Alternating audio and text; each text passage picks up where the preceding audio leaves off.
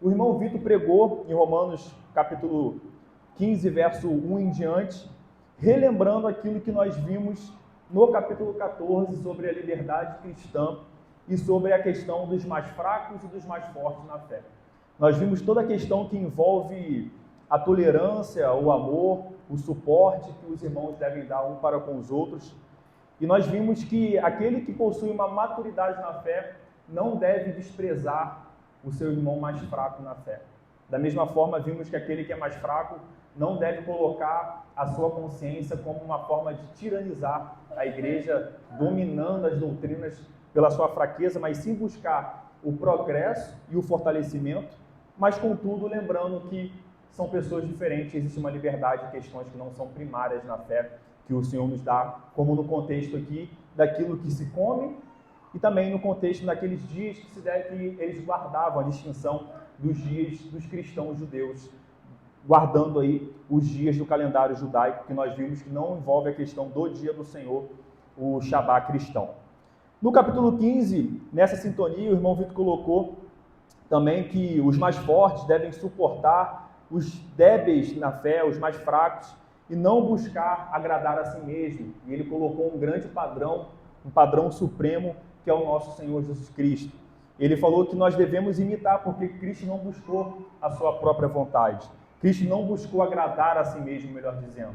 Antes, ele se deu aos pecadores. Como diz no verso 3, as injúrias dos que ultrajavam caíram sobre mim, falando de Cristo. E nós vimos todo o decorrer do capítulo 15, nesses primeiros versos. Vimos também a questão desse contexto dos mais fracos e dos mais fortes da igreja de Cristo, a ideia de haver ele fala que devemos andar concordemente e em uma voz glorificar o Deus Pai do nosso Senhor Jesus Cristo, buscando acolher uns aos outros, e foi demonstrada a questão do amor que deve haver na comunidade cristã. Nós vamos ver então do verso 14 até o verso 32 hoje, pela graça do Senhor, e buscar nos aprofundar em cada verso. Vamos ler a palavra de Deus. Assim diz a palavra de Deus a partir do verso 14 de Romanos 15. Certo estou, meus irmãos, sim, eu mesmo a vosso respeito, de que estáis possuídos de bondade, cheios de todo conhecimento, aptos para vos admoestardes uns aos outros. Entretanto, vos escrevi em parte mais ousadamente, como para vos trazer isto de novo à memória, por causa da graça que me foi outorgada por Deus, para que eu seja ministro de Cristo Jesus entre os gentios, no sagrado encargo de anunciar o Evangelho de Deus, de modo que a oferta deles seja aceitável, uma vez santificada pelo Espírito Santo. Tenho, pois, motivo de gloriar-me em Cristo Jesus nas coisas concernentes a Deus, porque não ousarei discorrer sobre coisa alguma, senão sobre aquelas que Cristo fez por meu intermédio, para conduzir os gentios à obediência por palavras e por obras, por força de sinais e prodígios, pelo poder do Espírito Santo, de maneira que desde Jerusalém e circunvizinhanças até o Ilírico tenho divulgado o Evangelho de Cristo, esforçando-me deste modo por pregar o Evangelho não onde Cristo já for anunciado, para não edificar sobre fundamento alheio. Antes, como está escrito, hão de vê-lo aqueles que não tiveram notícia dele, e compreendê-lo os que de nada tinham ouvido a seu respeito. Essa foi a razão porque também muitas vezes me senti impedido de visitá-los, mas agora, não tendo já campo de atividade nessas regiões e desejando há muito visitar-vos, penso em fazê-lo quando em viagem para a Espanha, pois espero que, de passagem, estarei convosco e que para lá seja por vós encaminhado, depois de haver primeiro desfrutado um pouco a vossa companhia. Mas agora estou de partida para Jerusalém, a serviço dos santos, porque aprouve a Macedônia e a Acaia levantar uma coleta em benefício dos pobres dentre os santos que vivem em Jerusalém. Isto lhes pareceu bem, e mesmo lhes são devedores, porque se os gentios têm sido participantes dos valores espirituais dos judeus, devem também servi-los com bens materiais. Tendo, pois, concluído isto, e havendo-lhes consignado este fruto, passando por vós, irei à Espanha. e bem sei que ao visitar-vos irei na plenitude da bênção de Cristo. Rogo-vos, pois, irmãos, por nosso Senhor Jesus Cristo e também pelo amor do Espírito, que luteis juntamente comigo nas orações a Deus a meu favor, para que eu me veja livre dos rebeldes que vivem na Judéia e que este meu serviço de Jerusalém seja bem aceito pelos santos, a fim de que, ao visitar-vos, pela vontade de Deus, chegue à vossa presença com alegria e possa recriar-me convosco. E o Deus da paz seja com todos vós. Amém. Vamos iniciar então a exposição no verso 14, pela graça do Senhor. Nós vemos então que, já no início do verso, nós percebemos durante todos os versos, na verdade, que o apóstolo Paulo está com uma entonação de despedida, de conclusão da epístola, aqui nesses versos do capítulo 15, já que ele já está concluindo, nós vamos concluir no capítulo 16 essa epístola. E o apóstolo Paulo, quando ele se dirige de forma especial aqui aos cristãos em Roma, ele fala que eu mesmo, a vosso respeito, estou certo a vosso respeito, de que estáis possuídos de bondade, cheios de todo conhecimento, aptos para vos admoestardes mutuamente. Nós vemos que o apóstolo Paulo, ele ressalta, ele estava convicto que realmente os cristãos em Roma faziam parte de uma comunidade saudável. Ele não tinha dúvida disso. Ele demonstra que os cristãos na igreja em Roma tinham uma firme fé no Senhor Jesus Cristo. Mas o apóstolo Paulo fala no verso 15, entretanto, vos escrevi, ou seja, vos escrevi a epístola aos romanos, essa carta aqui, escrevi a parte mais ousadamente para vos trazer isso de novo à memória por causa da graça que me foi outorgada.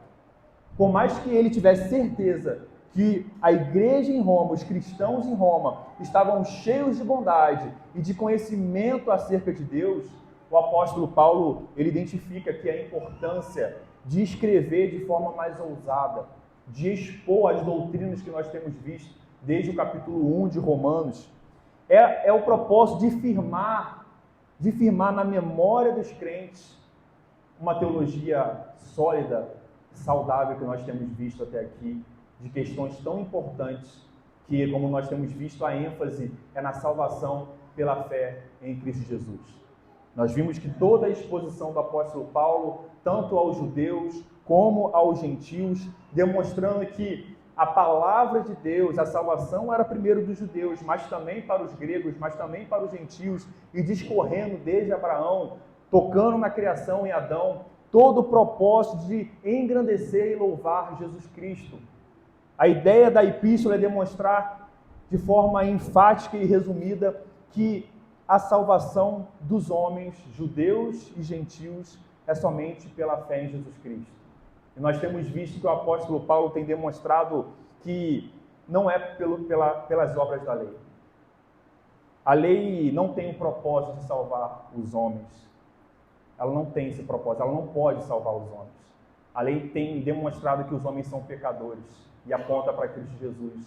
E é aí que nós corremos para Cristo na força do Espírito Santo e obtemos salvação. O apóstolo Paulo está afirmando na memória do crente tudo que nós vimos desde o capítulo 1 de Romanos, toda essa doutrina que envolve a salvação pela fé em Cristo Jesus. E o apóstolo Paulo, quando ele afirma isso, que o propósito dele é trazer de novo à memória tudo isso que ele está escrevendo, nós não podemos perder de vista que no Antigo Testamento a palavra de Deus é recheada de imperativos que nos leva a fazer esse esforço mental, esse esforço intelectual de relembrar as doutrinas, a palavra de Deus. O tempo todo no Antigo Testamento nós somos chamados a lembra-te, lembra-te, lembra-te. A ideia, irmãos, Deus, nosso Criador, conhece muito bem nós, suas criaturas. Ele conhece muito bem a corrupção que está dentro de nós por conta do pecado. E ele sabe que nessa luta interior, como nós vimos em Romanos capítulo 7, a luta que nós travamos conosco mesmo contra o pecado, onde muitas vezes perdemos, mas muitas outras vezes nós vencemos pela graça do Senhor esse pecado. dentro desse contexto de corrupção, nós somos sempre levados a esquecer a palavra de Deus. Nós somos levados a esquecer dos mandamentos do Senhor. É por isso que o apóstolo Paulo está relembrando todas essas doutrinas que ele está colocando firmemente, como ele mesmo disse, escrevendo de forma mais ousada, com mais intrepidez em relação a tudo que nós temos visto até aqui. Nós temos, muitas vezes, irmãos, esquecemos da palavra de Deus, esquecemos das doutrinas do Senhor. É por isso que, quando nós estamos aqui dominicalmente, quando nós estamos em comunhão com nossos irmãos, em vários contextos, seja eclesiásticos, mais formal, seja de maneira mais informal, toda vez que nós temos conversas saudáveis, baseadas na Bíblia, nossa memória, nossa alma é alimentada nesse processo de estar relembrando a palavra de Deus. É isso que o apóstolo Paulo está objetivando ao trazer novamente a memória deles. A igreja em Roma, como nós vimos lá em Atos, nós vimos no começo de Romanos e vimos também em Atos, é uma igreja que existe um grande mistério sobre como ela foi plantada. Não foi o apóstolo Paulo que plantou a igreja em Roma, não foi o apóstolo Paulo quando foi preso e levado a Roma, a igreja em Roma já existia. Quando o apóstolo Paulo escreve essa epístola foi escrita antes que ele houvesse pisado em Roma preso. Algum instrumento de Deus, que não foi o apóstolo Paulo, fundou a igreja. E fundou de um modo saudável, porque a doutrina que o apóstolo Paulo está ensinando a nós aqui, durante quase um ano de exposição, eles também estavam ouvindo pelos ministros da palavra na igreja local. Isso aqui fica para nós, irmãos, para nós um chamado de que nós não podemos perder de vista que nós esquecemos a palavra de Deus. Nós não podemos negligenciar a convocação solene, como nós estamos fazendo aqui agora. Nós não podemos negligenciar o estudo bíblico dominical, a reunião de oração, as conversas sadias que nós trocamos uns com os outros, porque é nesse instrumento, é nesses meios que nós somos relembrados da palavra de Deus, que nós somos edificados da palavra de Deus, pela palavra de Deus. Muitas vezes em conversas nós somos relembrados das obras maravilhosas que o Senhor fez em nossas vidas. Às vezes nós esquecemos de onde Deus nos tirou. Nós esquecemos das dificuldades que nós passamos. Nós temos a tendência de viver uma nova etapa da nossa vida e esquecer aquilo que Deus fez por nós. Que nós possamos, assim como o apóstolo Paulo está relembrando os cristãos aqui em Roma, nós também somos novamente relembrados nesse processo que estamos durante um ano sendo expostos às doutrinas cristãs aqui sobre salvação, sobre a questão que envolve a liberdade cristã, sobre a atuação do Estado e todas as verdades expostas aqui em Romanos, que tem sido instrumento de Deus, palavra de Deus para encher o nosso coração. Que nós venhamos, irmãos, nos apegar cada vez mais nessa verdade, nesse exercício de relembrar a palavra de Deus. Que nós possamos nos achegar cada vez mais na palavra de Deus. Que nós possamos nos lembrar, irmãos, que a palavra de Deus não pode ser separada do Deus da palavra. O Deus da palavra, a palavra de Deus e o Deus da palavra. Quando nós nos achegamos à palavra de Deus, nós somos relembrados e assim somos edificados das maravilhas que Deus fez em prol do seu povo, das promessas que Ele fez e cumpriu ao seu povo no Antigo Testamento, das promessas que Ele fez a nós, que tem se cumprido em nós e que há de se cumprir na esperança que nós temos de estar com Cristo. Que nós possamos, nesse exercício, não esquecer que quando nós vamos à palavra de Deus, nós vamos também ao Deus da palavra. Nossa alma é alimentada porque nós não podemos separar a palavra de Deus do Deus da palavra. A nossa alma é edificada porque o Espírito Santo confirma e aplica espiritualmente as verdades que estão na palavra de Deus. E então nós sentimos aquele consolo vindo da parte de Deus. Nós sentimos que realmente o nosso Deus, como foi dito aqui pela manhã, é um Deus pessoal. Não é uma energia, como os filósofos tratavam, um ser impessoal, distante, que está regindo as coisas. Mas sim um Deus que se relaciona com o seu povo. Um Deus que realmente fala com o seu povo por meio da palavra e um Deus que até hoje não se calou e continua falando na sua palavra. que nós não venhamos nos esquecer disso. E o apóstolo Paulo também, nesses versos, ele enfatiza o protagonismo da Trindade, do triuno Deus em todo esse processo. Todo o conteúdo da epístola não foi descoberto por intelecto humano, mas sim fruto da graça de Deus em revelar isso. O apóstolo Paulo está enfatizando isso quando ele fala que, no verso 15, para vos trazer isto de novo à memória por causa da graça que me foi outorgada por Deus. Todo o conteúdo da epístola aos Romanos não advém de um processo intelectual do apóstolo Paulo. Não foi a capacidade intelectual do apóstolo Paulo em descobrir essas verdades, mas ela foi outorgada por Deus pela graça, não por base de mérito, mas graciosamente dada ao apóstolo Paulo, o apóstolo de Cristo Jesus. E quando nós falamos das credenciais do apóstolo Paulo, antes da sua conversão, nós vimos isso lá quando fomos expostos a Filipenses, capítulo 3, verso 4, diz que o apóstolo Paulo diz: bem que eu poderia confiar também na carne.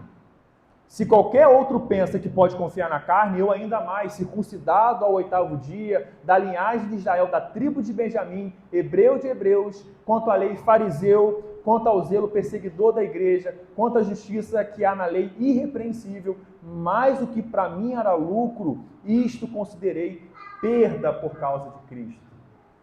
O apóstolo Paulo está afirmando que tudo que ele está expondo advém de forma graciosa da parte de Deus. Não advém do conhecimento do apóstolo Paulo. Isso, irmãos, deve nos fazer lembrar que nós não temos motivo algum para nos ensoberbecer em relação àquilo que nós conhecemos. O apóstolo Paulo, apóstolo de Cristo, nós vimos lá em Atos, ensinado aos pés de Gamaliel. Vimos aqui as credenciais do apóstolo Paulo. E ele concluiu após a conversão de que isso tudo para ele era perda por causa de Cristo. Não tinha proveito algum. Não para o apostolado. Nós vemos isso em Coríntios, que não é a sabedoria humana, não advém do exercício humano. E aqui fica essa reflexão para nós, porque muitas vezes, dentre nós, existem alguns que ficam soberbos pelo conhecimento que têm a respeito da palavra de Deus. O apóstolo do Senhor Jesus Cristo, mais da metade do Novo Testamento faz parte aí, é formado pelas epístolas do apóstolo Paulo. Nós vamos ver que por meio do apóstolo Paulo, grandes obras e prodígios foram feitos, ratificando as suas credenciais como apóstolo de Cristo. E esse apóstolo de Cristo está dizendo que aquilo que ele sabe por graça, ou foi outorgado por Deus a ele. Não há espaço, irmãos, na fé cristã para soberba, para vanglória e para orgulho. O que nós sabemos porque graciosamente Deus aplicou em nosso coração por meio da palavra. Nós não podemos esquecer que aquilo que quem nós somos, o que temos e o que sabemos, vem de Deus de forma graciosa. Não podemos nos esquecer e que possamos orar ao Senhor que Ele venha nos livrar de qualquer pensamento de vaidade, de orgulho, que acha que aquilo que nós sabemos ou quem nós somos, a posição que nós temos na sociedade ou na igreja é motivo de nós acharmos que somos alguma coisa. Como Cristo nos ensinou, se nós fazemos aquilo que deve fazer, nos consideremos como servos inúteis, porque fazemos apenas aquilo que devemos fazer, nada além disso, como Cristo nos ensinou. Venhamos a agir assim como o apóstolo Paulo, refletir em tudo que temos, lembrar que foi Cristo que conquistou por nós, de forma graciosa, não baseado em méritos nossos. E o apóstolo Paulo continua no verso 16, nesse caminho de que aquilo que ele recebeu foi otorgado de forma graciosa por Deus para uma finalidade, para que ele, então, seja ministro de Cristo Jesus entre os gentios, no sagrado encargo de anunciar o Evangelho de Deus, de modo que a oferta deles seja aceitável, uma vez santificado pelo Espírito Santo. E nesse verso 16 nós vemos uma linguagem do apóstolo Paulo bem semelhante a uma linguagem cerimonial. Ele utiliza aqui a palavra oferta aceitável, a santificação, o sagrado encargo. E aqui nós podemos relembrar sobre os sacrifícios, porque nós fomos expostos pelo irmão Vitor, em Romanos capítulo 12, verso 1, que rogo-vos, pois, irmãos, pela misericórdia de Deus, que apresenteis o vosso corpo por sacrifício vivo, santo e agradável a Deus, que é o vosso culto racional. E nós vimos aqui uma forma de sacrifício no Novo Testamento a Deus. E aqui é interessante nós fazermos uma distinção do sacrifício de expiação do sacrifício de louvor a Deus. No sacrifício de expiação, como nós vemos lá no Antigo Testamento, existia toda essa formalidade, esse rito cerimonial que apontava para Cristo. Todo o rito que envolvia os sacerdotes e os seus trabalhos na parte sacrificial, que apontava que os animais sacrificados, o sumo sacerdote, todo aquele rito apontava para o pecado dos homens e apontava para a necessidade desses pecados serem expiados. E o ensino que nós temos nesse processo cerimonial sacrificial é que para a expiação de pecado é necessário o derramamento de sangue. E tudo isso apontando para o Cristo que haveria de vir. Quando Cristo vem, isso fica muito claro no livro aos Hebreus, Cristo, ele vem, ele se dá por nós, ele morre por nós, sangra por nós, e ele cumpre tudo aquilo que era necessário se cumprir no sacrifício de expiação. Ele expiou os nossos pecados de uma vez por todas. É por isso que no Novo Testamento nós não vemos os ministros de Deus, os ministros de Cristo, sendo chamados de sacerdotes, porque o sacerdote era remetido à ideia sacrificial da lei cerimonial. Nós vemos que são chamados de ministros, de pastores, de presbíteros, de anciãos, mas não de sacerdotes. Quando nós temos essa linguagem sacrificial no Novo Testamento, não é sacrifício de expiação, porque Cristo já morreu por nós e expiou os nossos pecados. Mas é um sacrifício de louvor a Deus.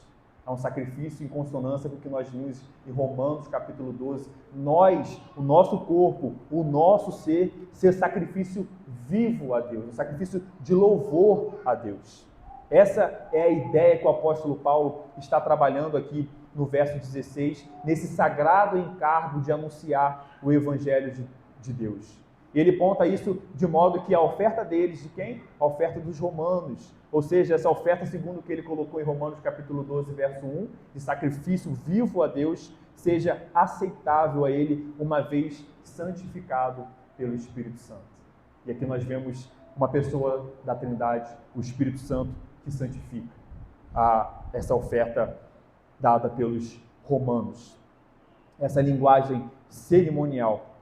Da mesma forma, o apóstolo Paulo, então, ele é chamado de ministro e de apóstolo de Cristo, mas não de sacerdote. Por mais que haja a linguagem lá em Pedro do sacerdócio universal, sacerdote de todos os santos, mas não é aplicável ali aquele contexto aos ministros da palavra no contexto que nós estamos vendo aqui. E no verso 17, tenho, pois, motivo de gloriar-me em Cristo Jesus nas coisas concernentes a Deus. Novamente, o apóstolo Paulo não busca a sua própria glória. Se tem motivo para ele se gloriar, não é nele mesmo. Se tem motivos para ele se gloriar, é em Cristo Jesus nas coisas concernentes a Deus. E ele diz, porque não ousarei discorrer sobre coisa alguma, senão sobre aquelas que Cristo fez por meu intermédio, para conduzir os gentios à obediência por palavra e por obras, por força de sinais e prodígios, pelo poder do Espírito Santo.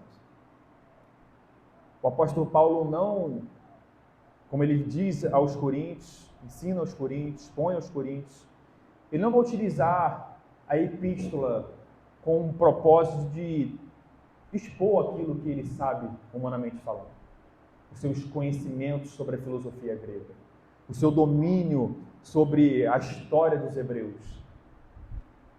Apesar da sua elevada instrução, ele está bem consciente de que o propósito dele é de ser ministro de Cristo, gloriar-se somente em Cristo Jesus nas coisas concernentes a Deus e ter um propósito de que aquilo que ele fala, aquilo que ele expõe, aquilo que acontece por intermédio dele, tem o propósito de conduzir pessoas à obediência em Cristo Jesus.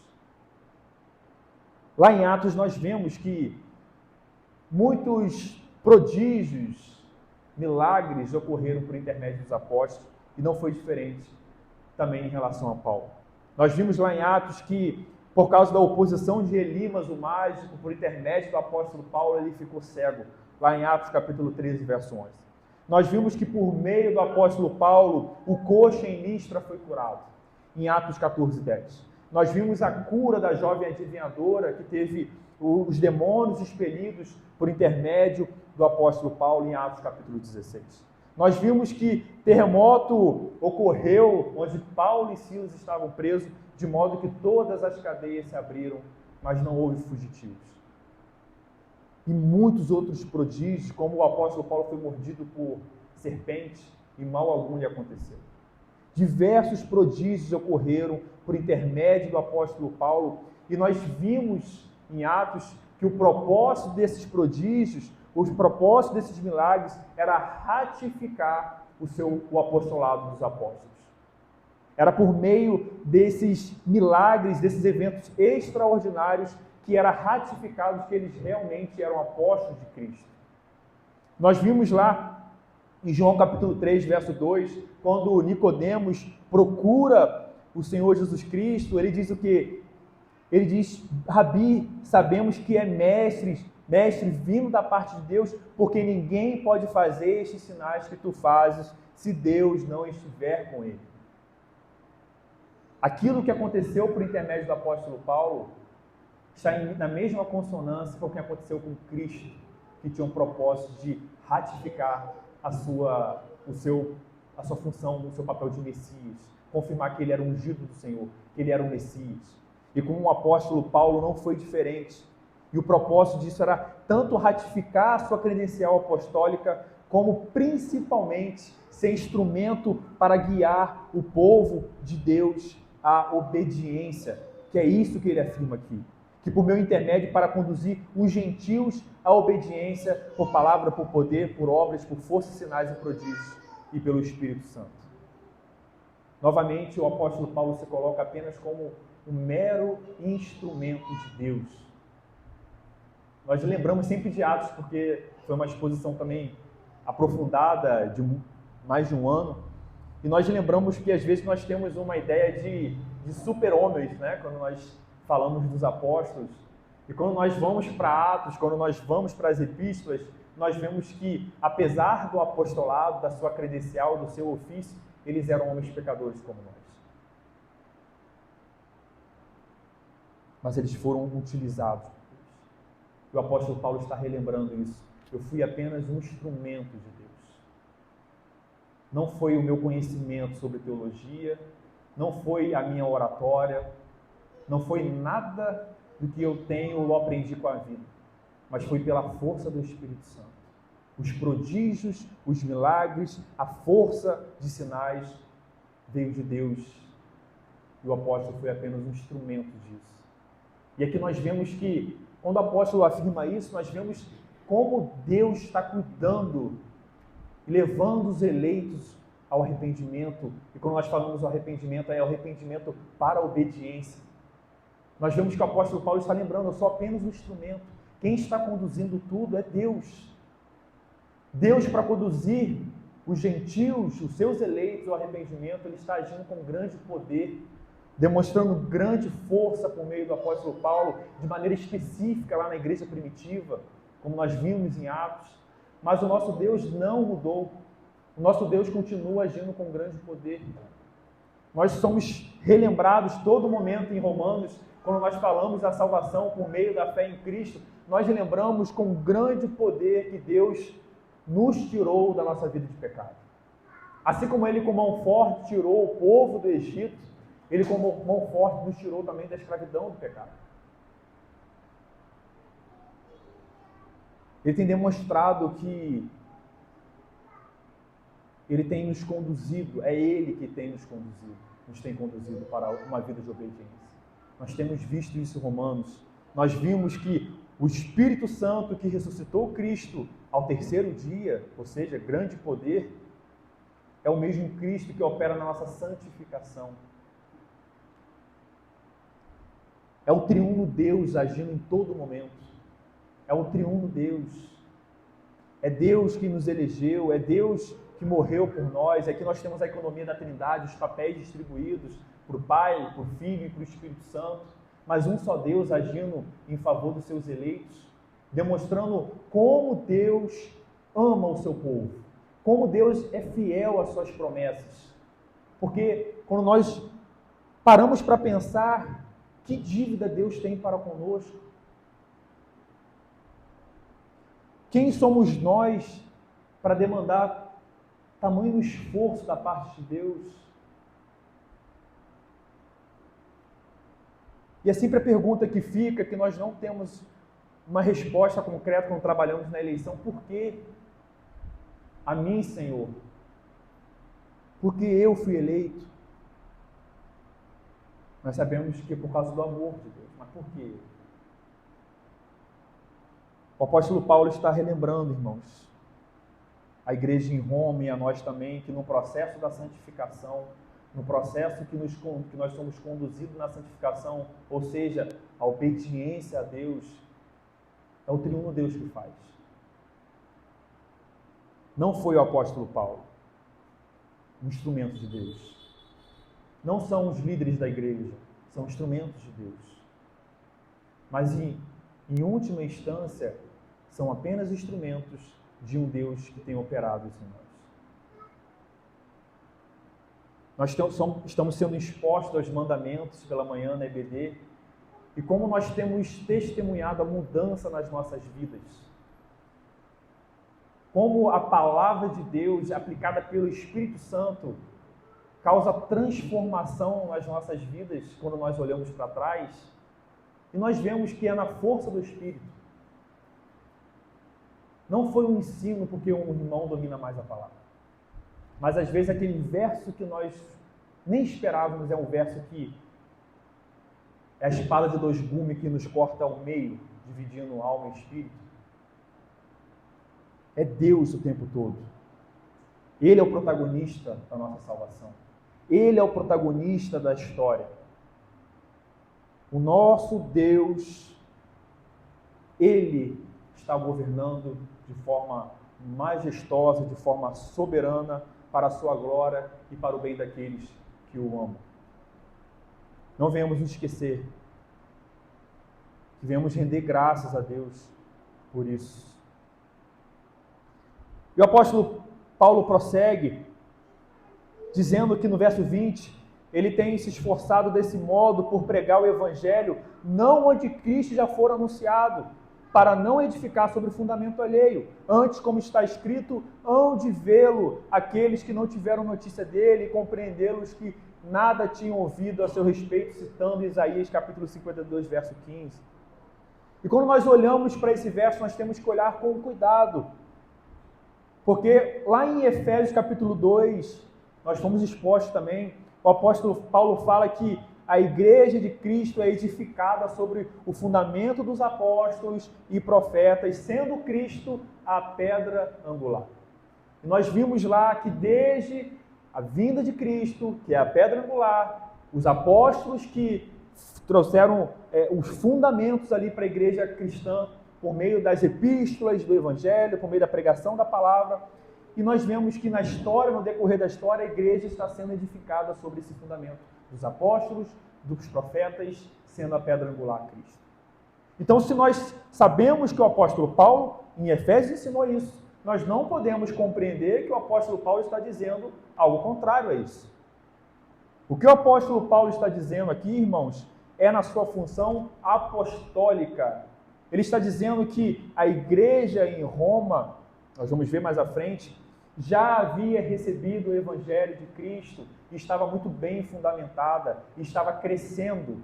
Não havia necessidade na função apostólica de passar em um lugar onde a igreja já estava estabelecida. E ele vai explicar isso no próximo verso.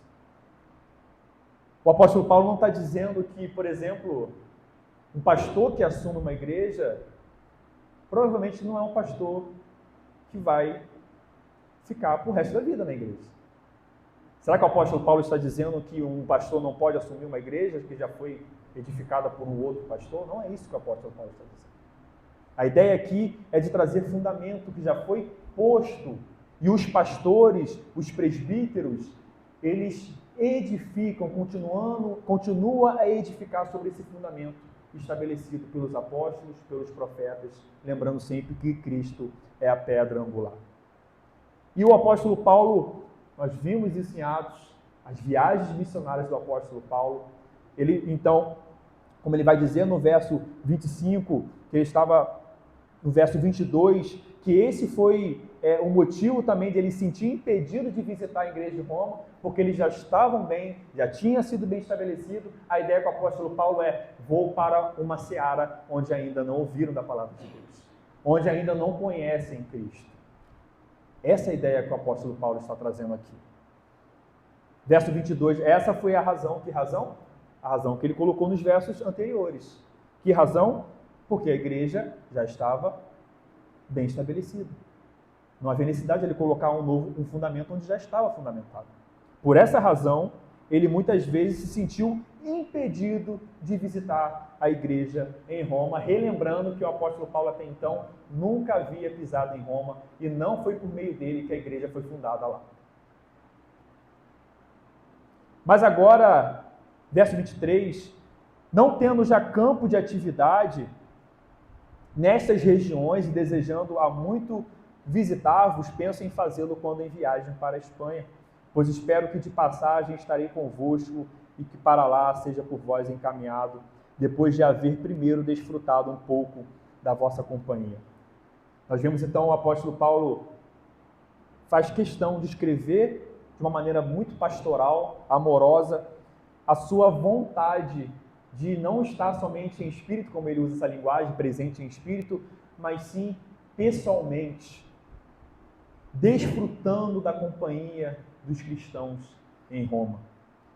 A igreja em Roma estava nos planos do apóstolo Paulo em suas viagens. Ele desejava visitar essa igreja, como nós vimos aqui, que até então, o conhecimento estava crescendo e sendo edificado de maneira saudável.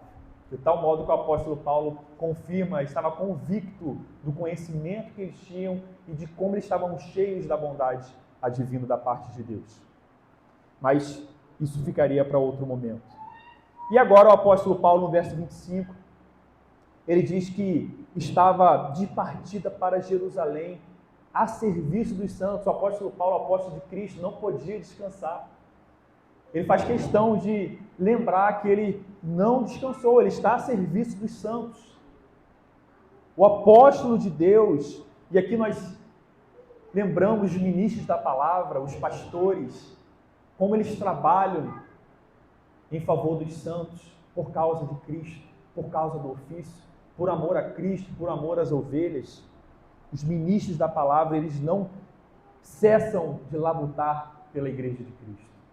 Um honroso ministério. E o apóstolo Paulo está falando que a viagem dele para Jerusalém era a serviço dos santos. E ele diz o motivo dessa viagem. Porque aprouve a Macedônia e a Caia levantar coleta em benefício dos pobres dentre os santos que viviam lá em Jerusalém. Irmão, Jerusalém, nesse contexto que o apóstolo Paulo está escrevendo a epístola, é a igreja formada majoritariamente por judeus. E é uma igreja que está sofrendo grande hostilidade. Eles estão em Jerusalém. Eles estavam sendo perseguidos de forma muito vigorosa pelos judeus rebeldes. De tal ponto que muitos crentes estavam passando necessidade por conta dessas hostilidades. E o apóstolo Paulo, então, usa esse momento para demonstrar tanto que a igreja cristã na Macedônia e na Caia estavam com o coração inclinado a ajudar os irmãos aqui, demonstrando como a igreja de Cristo é uma só, espalhada pelo mundo. Às vezes nós temos o sentido de tratar a igreja local como somente nós aqui, e nós esquecemos que nós devemos também nos preocupar com a igreja de Cristo em outros lugares. A Macedônia e a Caia fizeram isso. Nós fazemos parte de um povo que está espalhado por todo o mundo. É por isso que quando nós estamos nas redes sociais ou em portais de notícia e nós vemos notícias sobre irmãos em Cristo que estão morrendo no contexto de perseguição, nós não podemos ser apáticos a isso. Nós não podemos passar por essa notícia como mais uma notícia qualquer. Se são irmãos nossos que estão morrendo, nós devemos sofrer. Se irmãos nossos, mesmo que não na igreja local, estão passando por necessidade, nós devemos socorrer. É um só corpo de Cristo. E o apóstolo Paulo está relembrando isso, a igreja em Roma. E ao mesmo tempo que ele relembra isso, trazendo ao conhecimento deles que foi levantada uma oferta na Macedônia e na Caia para socorrer os santos necessitados em Jerusalém, que estavam sofrendo grande perseguição, sendo hostilizados, ele lembra aqui aquilo que nós estamos vendo na epístola, que os gentios têm uma certa dívida para com os judeus. Nessa linguagem que o apóstolo Paulo está falando aqui, verso 27, isto pareceu-lhes bem a quem? Aos cristãos da Macedônia e na Caia. E mesmo lhes são devedores. Os cristãos, ou seja, os gentios da Macedônia e da Caia, são devedores aos cristãos em Jerusalém.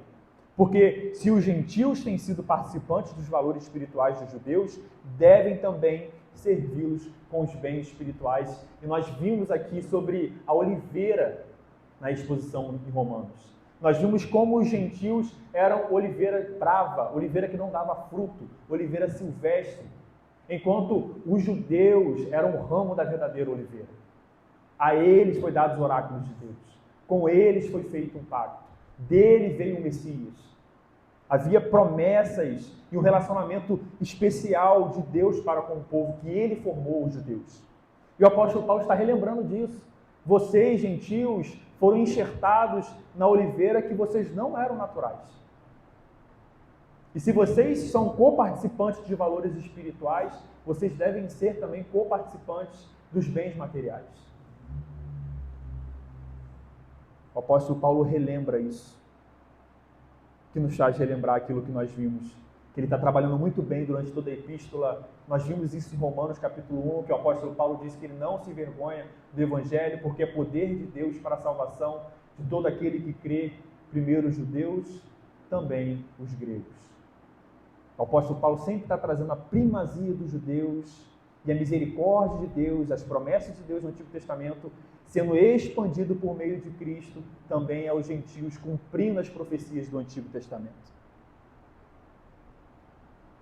E o apóstolo Paulo, tendo, pois, concluído isto, ou seja, essa sua tarefa de levar a coleta dessas igrejas para Jerusalém, havendo conseguido dar esse fruto, passando por vós, irei à Espanha. É interessante aqui quando o apóstolo Paulo, nós agora temos todo o cânone fechado, nós vemos o apóstolo Paulo no momento que ele está escrevendo a epístola, como um homem que, apesar de ter a inspiração divina para escrever a palavra de Deus, também ainda é um homem e tem as suas limitações. O apóstolo Paulo está fazendo planos aqui. Ele está fazendo um plano de viajar à Espanha. Os planos do apóstolo Paulo era pegar as coletas da Macedônia e a Caia, ir para Jerusalém, entregar essas ofertas e quando estivesse indo para a Espanha, passar em Roma e estar na companhia, usufruindo da fraternidade, da irmandade em Cristo. O apóstolo Paulo não tinha ideia de como ele morreria. Não há relatos que o apóstolo Paulo chegou à Espanha.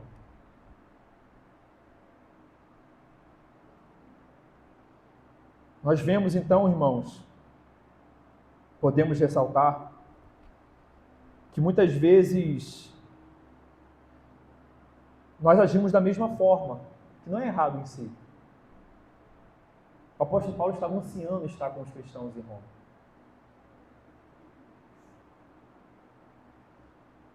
Mas Deus governa de maneira soberana e faz coisas que muitas vezes não convergem com os nossos planos.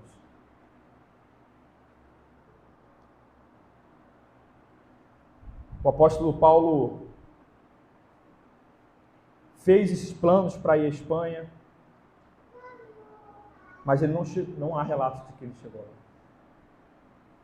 Nós sabemos que o apóstolo Paulo morreu decapitado de modo injusto por acusações falsas advindo do Império Romano, perseguidor da Igreja de Cristo.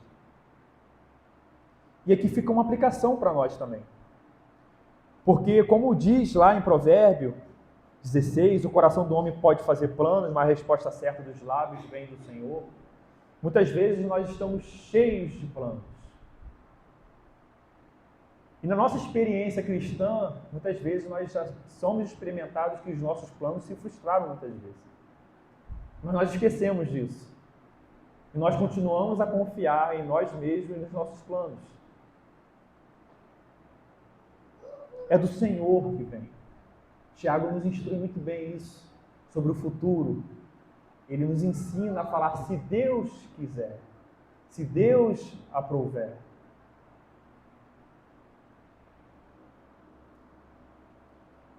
Não venhamos nos esquecer, irmãos, disso.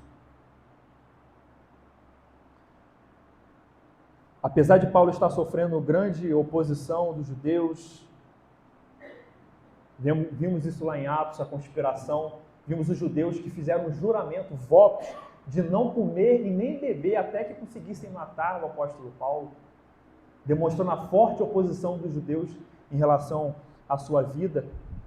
Isso nós caminhamos para o verso 30 em diante, onde o apóstolo Paulo vai rogar com que a igreja em Roma lute com ele em oração em favor de todo esse projeto que ele tem colocado aqui dos seus planos, de ir a Jerusalém. Rogo-vos, pois, irmãos, por nosso Senhor Jesus Cristo e também pelo amor do Espírito, que luteis juntamente comigo nas orações a Deus a meu favor. Nós vimos isso em diversos momentos. Vamos relembrar. Muitas vezes, quando nós somos expostos à predestinação, à doutrina da eleição, nós tendemos a querer mitigar o nosso dever de orar.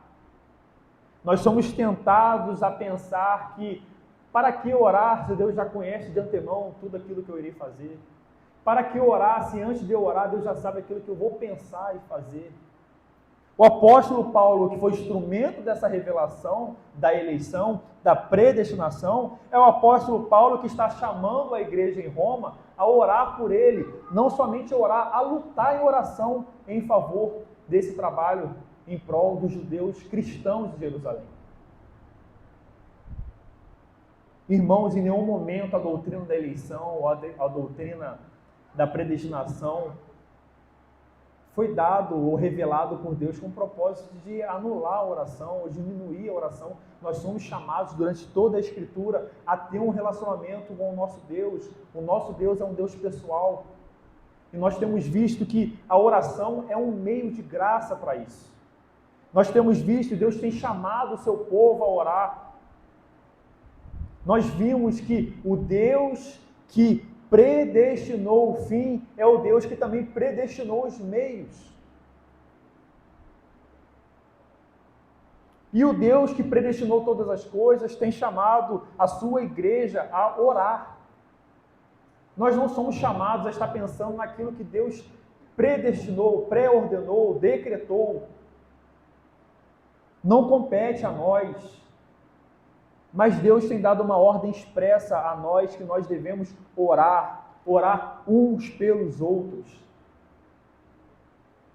O apóstolo Paulo está firme no poder da oração e ele convoca a uma luta espiritual por meio da oração, para que ele fosse revestido por Deus e pudesse suportar as oposições dos judeus rebeldes na Judéia. E a pergunta que fica para nós é: por que nós não oramos? Ou por que nós não oramos na medida em que nós somos chamados a orar? A igreja em Roma está sendo convocada a orar. Durante toda a epístola, nós vemos diversas passagens que falam sobre oração. O apóstolo Paulo, em outras epístolas, também fala sobre a oração, sobre os benefícios espirituais que há nesse meio de graça. Que nossa teologia, Deus nos livre da nossa teologia, ser um obstáculo para nós nos relacionarmos com Deus cada vez mais por meio da oração. Que nós possamos entender que o Deus que decretou todas as coisas tem chamado o seu povo a pedir a Ele. Tem nos chamado a orar e pedir a Ele. Ele tem se colocado como um Pai bondoso que ouve as nossas orações e responde às orações que estão de acordo com a sua vontade. Cristo ressaltou isso diversas vezes. Cristo, o próprio Deus encarnado, orou diversas vezes. Porque nós temos sucumbido na luta contra o pecado, não orando ao Senhor. Por que tanta dificuldade de orar a Deus? Nós somos muitas vezes inclinados a estudar a palavra de Deus, como foi dito aqui em diversos momentos, porque isso é apresentável às vezes aos homens, mas a oração é feita em secreto no quarto. Só Deus sabe se nós estamos orando ou não. E muitas vezes Deus não tem dado porque nós não temos orado, ou não temos orado como convém, ou temos pedido coisas mais, como nós vemos na palavra. Deus é um ser pessoal. Nós estamos sendo relembrados isso na exposição dos mandamentos. Deus é um Deus pessoal, Ele convoca o seu povo a orar a Ele. É por isso que a nossa liturgia é preenchida de leitura da palavra e de oração. Nós estamos nesse santo diálogo com Deus. Nós estamos conversando com o nosso Deus, com o nosso libertador, com o nosso Salvador, orando a Ele, cantando louvores a Ele. Estamos sendo edificados porque Ele também tem falado ao nosso coração por meio da sua palavra. Esse é o santo diálogo no culto a Deus. Que venhamos nos apegar, irmãos, à oração. Não venhamos a esquecer da oração. E o apóstolo Paulo caminha para o final desse capítulo, dizendo no verso 32, a fim de que, ao visitar-vos pela vontade de Deus, ou seja, que ele demonstra que, apesar dos seus planos de ir para Jerusalém, depois de ir para a Espanha e passar por Roma, ele destaca aqui, pela vontade de Deus. Se Deus assim aprover, chegue à vossa presença com alegria e possa recriar-me convosco. Recriar-me convosco. O apóstolo também se recriava, irmãos. Interessante imaginar o apóstolo Paulo buscando se recriar, apesar do seu ofício, do seu peso na pregação do Evangelho por causa da oposição que sofria. Ele buscava recriar-se com os cristãos em Roma. E aqui nós lembramos as santas recreações que existem. Como nós somos alimentados nessas recreações na comunhão dos santos. Como a nossa alma é edificada, porque Deus também opera na comunhão dos santos. Quando a sua igreja está junta, está compartilhando a mesma fé. Isso também nas recreações. E o Deus da paz seja com todos vós. O apóstolo Paulo confiava em Deus, sabia que, apesar do seu plano, isso só iria se concretizar se fosse a vontade de Deus. E ele então conclui que o Deus da paz seja com todos vós. Amém. Um encerramento que ocorre em outros momentos também, lembrando que o nosso Deus é o Deus da paz. No contexto de grande perseguição, irmãos, ouvir isso, que o Deus é o Deus da paz, tem um peso muito maior. Ele, o nosso Deus, é o Deus da paz. E esse Deus da paz, ele também foi para com os romanos, a igreja em Roma, e também ele é para conosco. E o apóstolo Paulo conclui com assim seja, o amém, para confirmar tudo aquilo que ele trouxe até aqui. Aplicações, irmãos, rápidas, mas para nós relembrarmos aquilo que já foi trazido aqui. Primeira aplicação, não venhamos a esquecer da nossa corrupção, do pecado que habita em nós. Não venhamos a nos esquecer dessa nossa condição e confiar em nosso conhecimento, até mesmo da palavra de Deus. Existem pessoas que estão tão soberbas, que eu já presenciei, que a pessoa se negou a abrir o texto bíblico porque, afinal de contas, ela já dominava a palavra de Deus, não era necessário abrir. Isso é reduzir a palavra de Deus a um aspecto meramente intelectual. Já guardei? Venhamos lembrar que, por meio da palavra de Deus, nós somos relembrados de quem Deus é e de quem nós somos. Toda vez que nós lemos a palavra, nós devemos lembrar da nossa condição de pecadores, da nossa condição de necessitados da salvação, da misericórdia de Deus, e lembrar dos atributos de Deus. Deus é amor, Deus é onipotente, Deus é onipresente, Deus é onisciente, Deus é justo, Deus é fiel. Toda vez que nós vamos fazer os nossos devocionais e vamos fazer a parte de aplicação, seguindo até um roteiro que o irmão Douglas indicou aqui, sobre o que Deus já quer de nós e o que nós devemos fazer para com Deus, o que devemos crer acerca de Deus, e nós vamos sempre lembrar, várias vezes se repete, Deus é fiel, Deus é fiel, Deus é fiel, Deus é misericordioso, Deus é misericordioso, Deus é justo, Deus é bom. E nesse exercício nós somos relembrados de quem Deus é. E a nossa arrogância, o nosso senso de justiça é humilhado diante da palavra de Deus, porque a palavra de Deus, nós estamos diante do Deus da palavra. Não venhamos nos esquecer de quem nós somos e principalmente de quem Deus é. Nós temos sido relembrados disso no mandamento. Quando nós somos expostos aos 10 mandamentos, nós lembramos quem Deus é. E o resumo é o amor para com Deus e é o amor para com o próximo.